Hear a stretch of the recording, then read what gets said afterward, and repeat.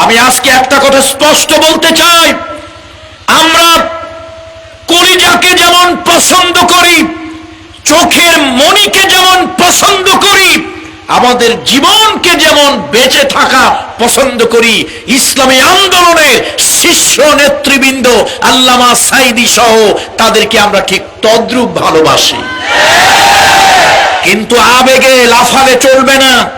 আমরা গোলামি কোনো ব্যক্তির করি না, গোলামি আল্লাহর করি।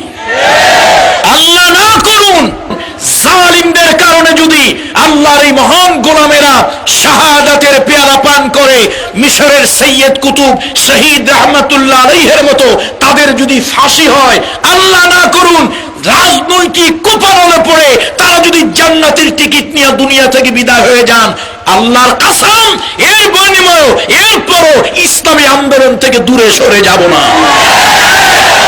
কেউ যদি আমাদের হাত ভেঙে দেয়, আমরা পা দিয়ে এগিয়ে যাব।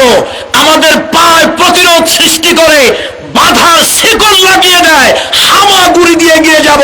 আমাদের বুকের ভিতরে কেউ যদি বুলেট বিদ্ধ করে কল্পনায় ইসলামী আন্দোলনকে বাস্তবায়নের জন্য কল্পনায় ভর করে সামনের দিকে এগিয়ে যাবে ইনশাআল্লাহ।